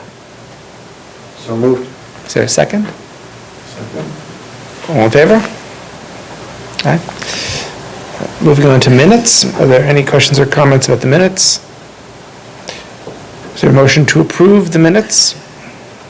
So moved. Second? Second. All in favor? Okay. Committee reports for policy. I think Doreen's the only one who's on that. Oh, Maureen. Policy, yeah. Was I supposed to prep for that? No, if you can sort of characterize generally what you recall. So in Section 11, there's, it looks like 2 related policies about participation by, remote participation in public meetings. So if you can just characterize maybe what you guys talked about or what the angles were a little bit.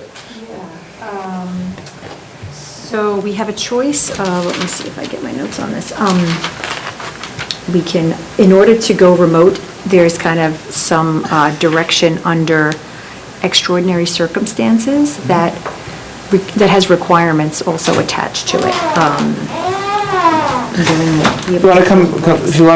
We'll come back to that, as maybe it'd be useful to, so I'm sorry, we're going to back up. Welcome back. Thanks. So we moved ahead to cover a couple things, but in business items, we want to wait for you. And under B, the memorandum of agreement with the Hastings Teachers Association. Are there any questions or comments about that? Sure, I'll make a comment on 7B. We've had a lot of meetings, obviously a lot of executive sessions that relate to contract negotiations, and tonight we're voting on a 3-year understanding with our HTA, our Teachers Association. And I think all along, for many months, we've had a lot of clear updates and transparency coming from Maureen, Melissa, and Bill, which has been very helpful. I'm not in agreement with where I believe most of the other trustees are at this point, and it won't be the first vote where it's 1-5 or 1-6, but this will be another one of those votes where I'll be voting no. And I wanted to say a couple things. I appreciate the contract that's being brought forth here. It looks to be very professional and efficient, and it's going to help in a lot of ways to continue the work that our administrators and principals and teachers want to do with this community. I'm going to be voting no because this is one of the big items that a board gets to look at. And we have 3-year terms, and contracts come up once every 3 years. So this is a chance that I feel I wasn't able to persuade my fellow trustees that we could make improvements to this contract. And the way that I wanted to make those improvements was in a way that would honor the dedication and professionalism of the teachers, but make improvements that would have a long-term benefit to our district. And I feel we're missing an opportunity to do that. We have reasons and obligations and we're gratitude to share with our teachers that are part of our staff. And I believe we should have offered them one type of contract, which would have been very similar to what we're offering. And we should have worked towards a new contract, which would have had a 5-year, 10-year outlook to make improvements. Just even peeking at our 3 neighborly districts, there are aspects of contracts that we might want to grab from what we see in Irvington, Dobbs Ferry, and Ardsley in a way that would not be disruptive to the environment that Bill, Melissa, and Maureen have successfully built here. And I think that was possible, and I can't be excited about pushing it down for 3 more years before we make changes in a way that would benefit our students, our families, and our community. So very appreciative that we have avoided some big potholes. Very appreciative that our board has stayed away from the micromanaging in a way that could actually harm negotiations. We took the lead from our administration, and they've got very high levels of support on this board and on the teachers, so there are some positives, but I'll be voting no when this one comes up. I just want to make a comment on what you said, Jeremy. I know you probably didn't mean it this way, but that you had said at the beginning that you were voting no because you thought that there were improvements that could be made to help the community and the school and the budget, but that we're not voting, but we didn't see it that way. So I just want to point out that I do want to make improvements to the community. I think we all do. We all want to do things for the benefit of the community. You know, if we disagree on the way to do it, then that's one thing, but, you know, I think we all agree that we want that. I don't think you meant it that way, but that's how it came out, at least to me, that's how it was that came out, so I just wanted to point that out, that the others of us weren't trying to not do something good for the good of the community.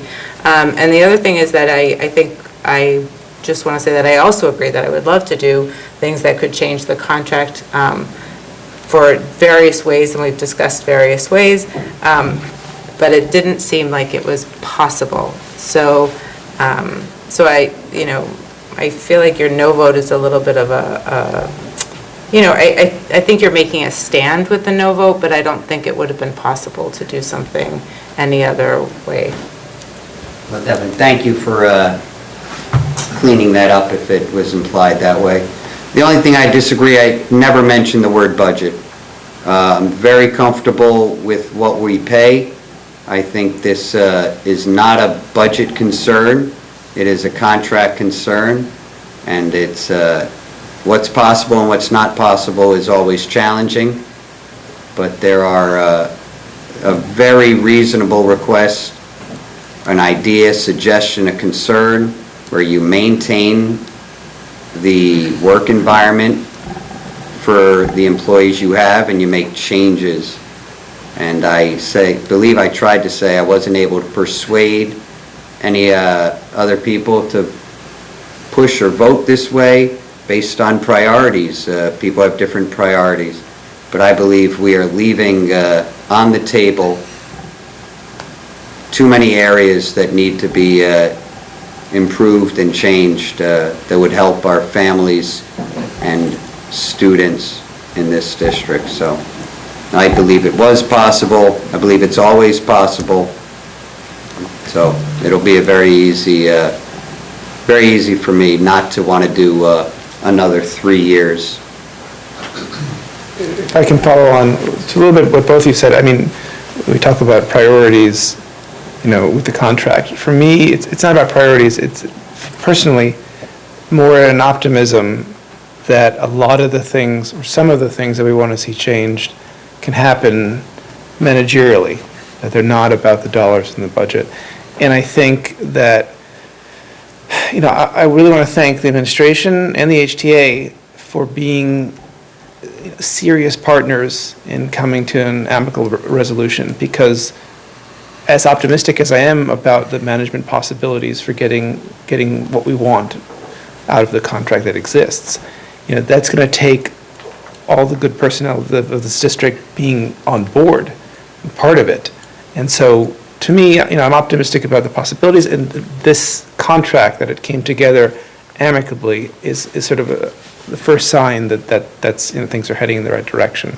So I'm thankful for that, and I'm hopeful that some of the issues that concern you will find a different way to be addressed. I agree with you. I think it shows good faith effort, and I support it. And it gives latitude to the administration, which I also support. But I also think, I agree with Jeremy on the longer-term fixes to the contract. We should really think about that and work towards it for the next time. And I'm concerned that we too often we try to use the words about management. I don't believe we have any issues with management. It seems to put the issue like we can work with this contract in other ways. And I think we have excellent leadership in our buildings who are getting the most out of our teachers, or working with our exceptional areas. So I don't believe it's a management issue. I believe the contract is limiting in how it's written. And I believe our principals, our administrators are not able to squeeze any management improvements out of that contract. I believe it's up to us, when we see areas that need to be changed, to find a way so that the changes can occur in the future without disrupting the status quo and excellent work environment relationships of our leadership teams. And I think the way to do that is with two types of contracts. And 3 years is a long time to wait for something that's going to take a long time to grow into any meaningful numbers. So I don't like hearing the word management, because I feel it gets pushed down onto some of our administrators out there, and I don't feel we have any issues in that regard. Just to be fair, the point is sort of the fact of the point is that if we take the situation we have now, where Hillside won the Blue Ribbon Award, and which is really just a recognition of how much that school has changed.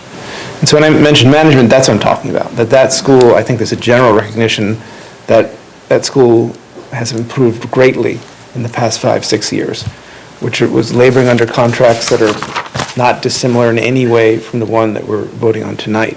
So that's why I have optimism that things can change, not just because, I'm an optimistic person, but we've really seen some extremely local, extremely timely, and extremely concrete evidence that they can. So, notwithstanding your concerns, which we all share, I remain optimistic that that's possible. Right. And I think that many of your concerns can be sorted out by a 2-level contract. We'd have to have all the teachers in agreement for many of them. Time teaching, after-school programs. That's why it would be long-term. That's why it might take, you start it, and then it might take 10 years until you have the numbers on that secondary contract. That's why pushing it back 3 years is really pushing it back 13 years. But, There's definitely issues that on this level, we can get into as we discuss the budget, you know. no, I just like the public to be aware of it. Yeah, for It's sure. a reason why I run for the board, is financial, TAC base, budget, and school environment, and support of, in-school building leaders. And this is one where I haven't persuaded trustees to see it with my set of priorities, but we're all obviously here trying to create positive outcomes for the same groups that I might have said, the way Doreen wanted to emphasize. And I just one final thing to comment. I do believe that the administration is playing the long game.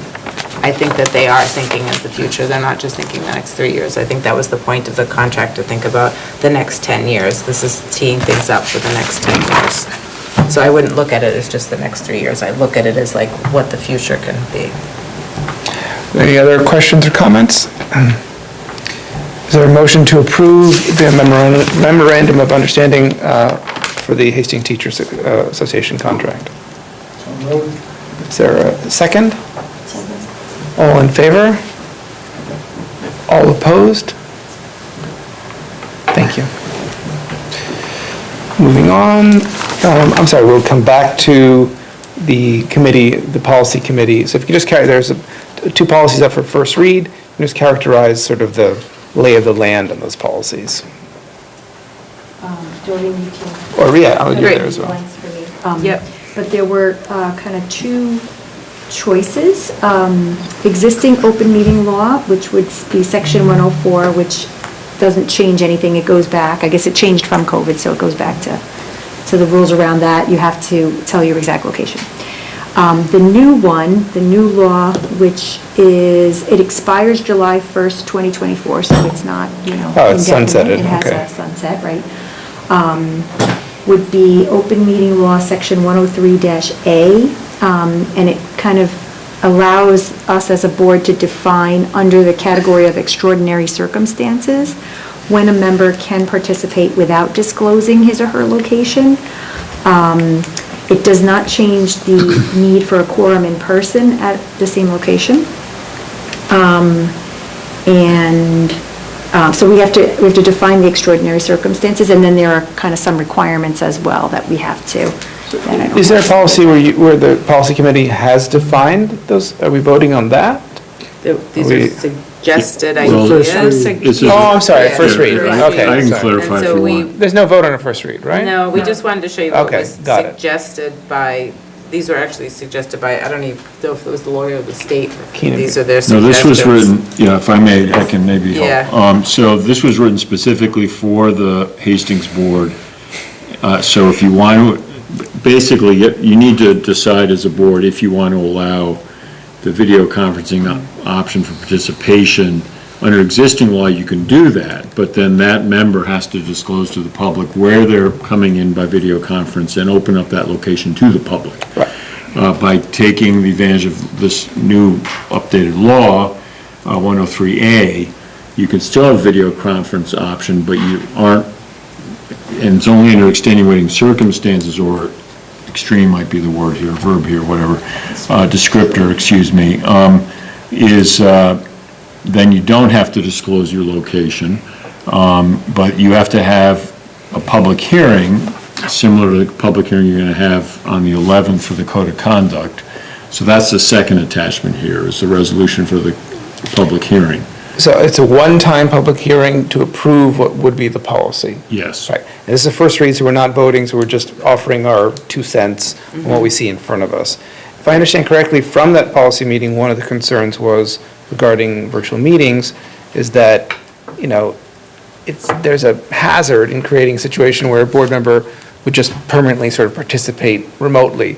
And if I would note, in section B, virtual meetings attendance by board members, even though it's characterized as due to the following extraordinary circumstances, the list is pretty, you know, Extraordinary. pretty, not that extraordinary. Well, Right. you know, I think as Suzanne would advise, I mean, the word I was searching for was extraordinary. I mean, the ordinary is you attend in person, and the training last night, that, you know, it's in the document I shared with you, is attendance at board member meetings in person is expected. And people not typically attending could be up for removal from the board. That's state law.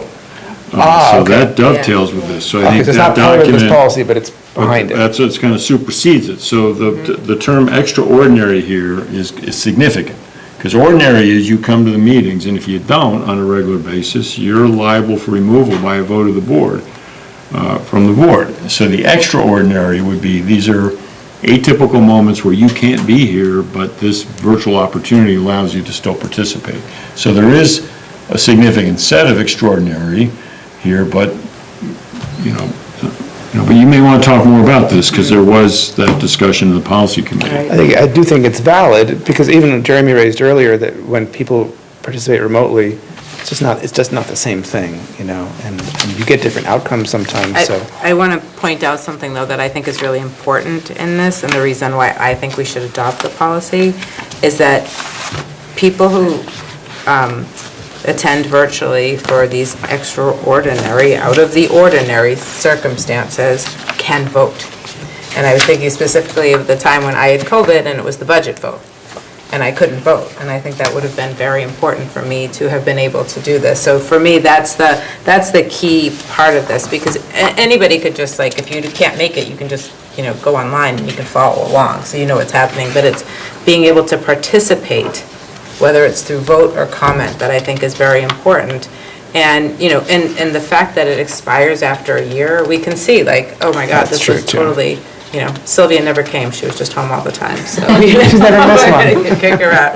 But, you know, we could see after a year if this seems like it's being abused, or like, oh my God, it was so great that, you know, Maureen was on a work trip, but she was able to go, thank God. Okay. So, anyway, so that's my, unless somebody has you know, can tell me why they don't think it should be, but for me, I think we should try it out, why not?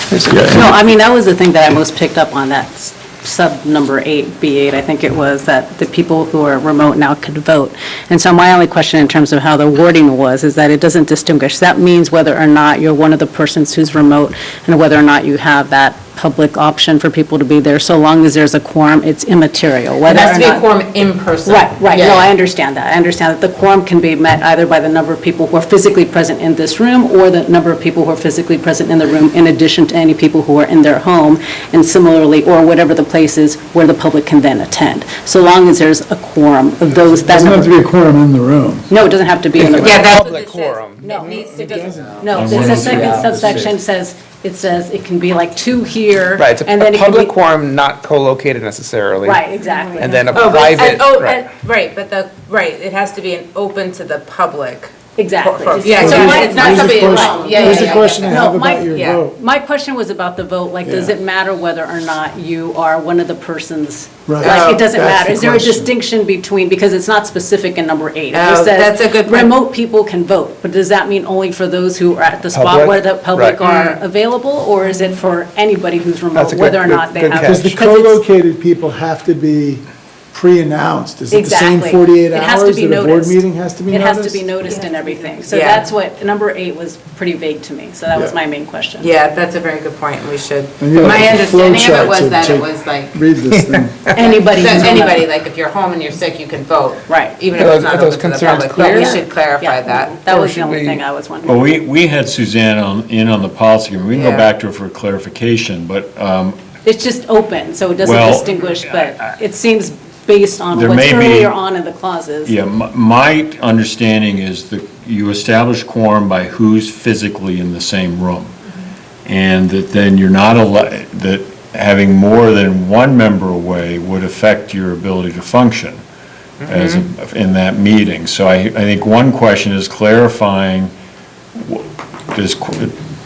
is quorum counted by who's in this room? And then. 2A and 2B gave examples contrary to that idea at the moment. Right, if Right. two members are unable, you know, right at the top, a quorum of the public body must conduct the public meeting from a physical location or locations where the public can attend. Right. So that is a question. So 4 of us have to be present with the public being able to Publicly have. present. Right. If Not that's here, or if co-located. it's here. 3 and here like- and 1 in California is not Exactly. really public Right. able to attend. Right. I would suggest one thing maybe we'd want to add would be, because if a board member did move away and didn't want to step down and wanted to participate remotely for 1 or 2 years, I would see it, it wouldn't be harmful to just put a limit of any board member could only participate twice in a calendar year remotely, because we're doing this for extraordinary circumstances where we want participation or where we want a quorum. So just something where it would limit it at twice would keep us in the spirit of that, the state law that says if you miss 3 in a row, any board member who misses 3 board meetings in a row, there is a chance that the president of the board or the board committee would ask to have them removed or start that process. So I think twice would be enough for this sort of extraordinary I don't know case. the answer to it. Is there, you don't have to be a member of the community to be on the Yes, Board of you do. Education I in think that you have to be a community? resident of You the, can't move away. But to that, but let's say you've bought a new house, but you're selling your old house. It's But even. then you're You have not to a live here. resident of You have to live Hastings. here. Okay. I'm just curious if that wouldn't be a problem, because then you're not a resident, so you can't be a Yeah, board I member mean, I think the anyway. legal interpretation is, But I don't know what the answer it's a good point, Jeremy. It did come up in the meeting that you, for whatever reason, you could put a numeric on this. The concern was, and I think Doreen gives a powerful personal example, let's say if she, before that vote, had used her 2 for some other reason, and then is she, not able to be here. But Suzanne said that she didn't see any reason that couldn't be something you would have. Could That's have a where- numeric in there and it was Yeah. considered? Yeah, Okay. but you could, but again, it's a first read, and the design of the first read is for you as a board to add Shake it additional loose. commentary. Yeah. I do think this term extraordinary, and I know I have lawyers around me, so I'm not going to pretend to be one, but from what Suzanne said, that word carries a lot of weight here. And the materials I sent you earlier today, page 5, Item 2, attending board meetings. The Commissioner of Education has held that the participation of board members at regular and special board meetings is critical. Now, participation might be influenced by this. I don't think it is. And then they cite the legal precedent here. Failure to attend board meetings on a regular basis may be grounds for removal. So I think a question here back to Suzanne would be, how does this particular, legally cited piece jive here? But I guess what I think she was saying, and I'm echoing, is take extraordinary as what it means. That this is an exceptional opportunity for very rare cases. But if you want to think about a number, you could. There's a lot of slippery slopes here. I just Yeah. want to, we know each other, we're all here right now. We don't know who's going to be on the board. exactly. Well, We it don't know expires what after a sort year. of. It That's why, expi- yeah. we said that we had the same And conversation. you have to in the renew it meeting. every year? Yeah, Well, what- so, like the- well, the what do you- state might not allow I it don't know next if it year, is gets my renewed. understanding, Yeah. yeah. So it's It might just for this automatically. year. Yeah. Would it automatically All right, I mean, continue? there's sort I of don't know. 2 backstops. One is that it sunsets. 2, which we have to confirm, is that this policy, the state education law, does actually backstop it, because I think all our votes would be sort of predicated on that. So, but do you see any edge cases that pass that concern you, or it's The covered? state renews, and then the policy is the policy, and Right. it would go Precedent? for review. Yeah, we can always And we would review it need- and then change right, it. The makeup of the board could be different at that time of the policy review, and the policy committee could be a different makeup. That's true. That's a lot. So you have to kind of look at these scenarios that are like someone trying to take advantage of this thing, which. Right, because I think and even though the you can't clause get says rid of them on the board, extraordinary. and they're actually creating. That's why I felt like Just- just putting a friendly number like Yeah. twice down. And if I got COVID once and had a family funeral second time, and then had a wedding out of town for the third time, I would be okay missing one of those 3. Or you could put a number on non-medical ones, you could subset I just it. think I mean, twice all right, is- but twice you- is enough. Do you have So enough can we to just get back find out, to? though, I think we need to find out if it automatically renews, like what the story is with that, because my understanding was we had to approve it No, this is just a year, because it's post-COVID, but maybe I'm misunderstanding. I think sunsetting, I'll double check it, but I think the sunsetting is solely tied to the fact that this, per the state, only exists through 2024. Right. If they, there's nothing in here I'm reading that says it's Right, we're not for an sunsetting it. annual. Right. But I will check on that. Yeah. And then the other thing to check on is how this word extraordinary dovetails with, it's the appeal of Row 31 Education Department Rep 280 decision number 12,642, 1992. Okay. How those two Yeah. tie together. All right, do you have? And then. Yeah, because disability but- could be like, I broke my leg and I can't come to the next 3 months. Yep, yep. If I may, because there was a quite good discussion at the policy committee, and we were concerned, Doug, about some things you seem to be suggesting. Is there anything else here? Or if we look at a numeric, we look at whether it's sunset, we look at it, how it ties to this larger law, does that leave you some comfort?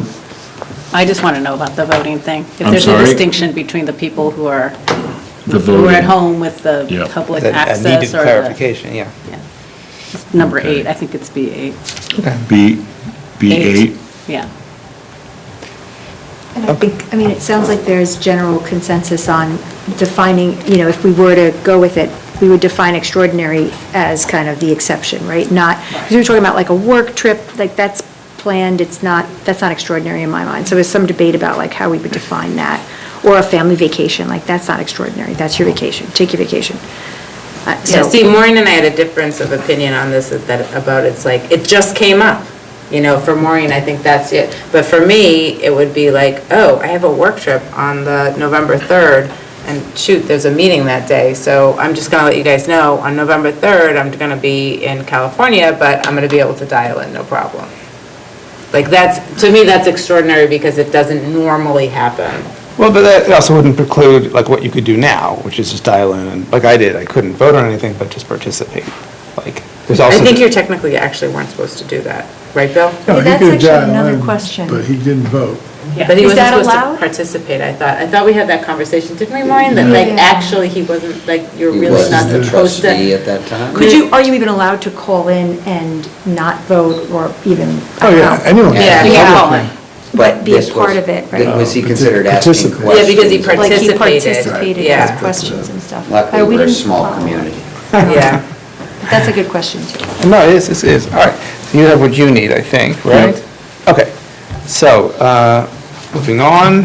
Thank you, Policy Committee, by the way, that's a thorough hashing out, for sure. In a good way, in a good way. Extraordinary. It was extraordinary. It was extraordinary. It's a good first policy meeting. Yeah, it's true. Moving on to number 12, second public comment. Doesn't look like there's anybody waiting to get in. So, number 13, agenda review. This is this is our upcoming agenda. Any changes to it? Yeah, or- actually, we kind of looked further on just the next one, so Okay. Melissa, you and I have to update this because I caught a few things. So on the 11th, we need to add in that you will have the technology and digital learning discussion. I think we're going to fold that in within your report, Melissa S., but I think we should flag it as specifics. We're all keeping track of it existing. The 25th of October, the SPED Advisory Committee would like to update you on progress. That's not outcomes yet, but there's a lot of good work going on. And this is, kind of relates to the budget in some ways. I won't talk numbers, but TESFA, Stuart would do that presentation with, well, you're working on who would be with him. But I think it'll be helpful to the board to get a presentation. And I actually think there's an upside of this agenda planner we have, so you can see where we can fit things in. Then on the 9th of November, Amy Kazis would give you an in-person update on the National Blue Ribbon Schools program. And that's picked because Amy, a teacher, and I will be in Washington on the 3rd and 4th of November with representatives, this guy's smiling at me, representatives from all over the country. It's such a great thing. yeah. So, but I think we'll be able to update you on what we've learned from these other schools and next steps. So we should add that into the agenda planner so you see what's before you.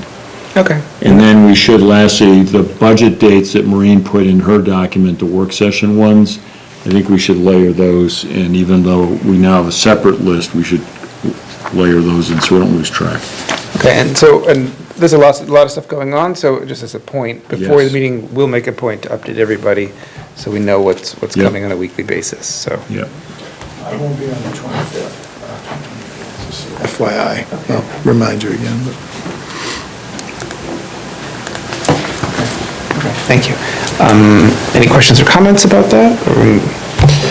And I think, well, are we going to structure the budget discussions as a work session, meaning that you would have your business items, close that meeting, and then have a work session which allows for the discussion, but not like interacting, like a work session, not.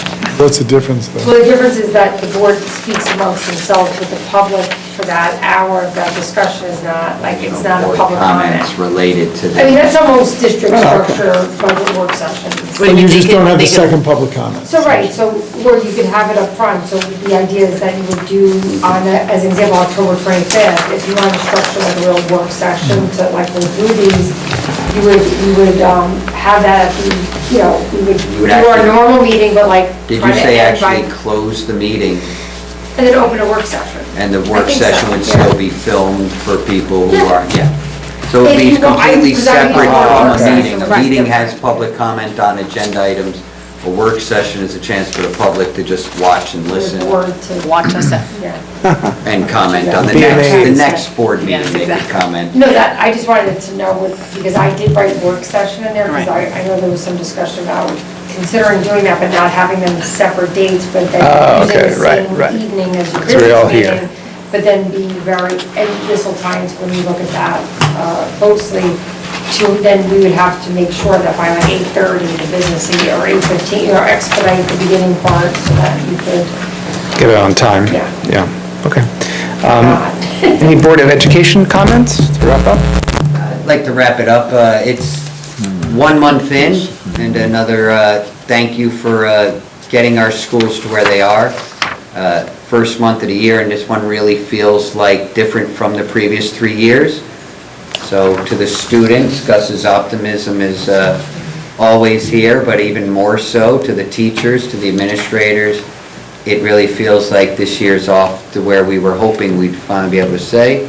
And I see the COVID numbers are still there, but this year feels positive in so many ways, not related to that pun of positive cases there. It seems like we're off to a great start. So thank you for the first month. Even the Hope puns are next month good. goes well. Yeah. Thank you. Thank you, Jeremy. Anyone else? Is there a motion to adjourn the meeting? So moved? Second? All in favor? Aye. And I'll do it.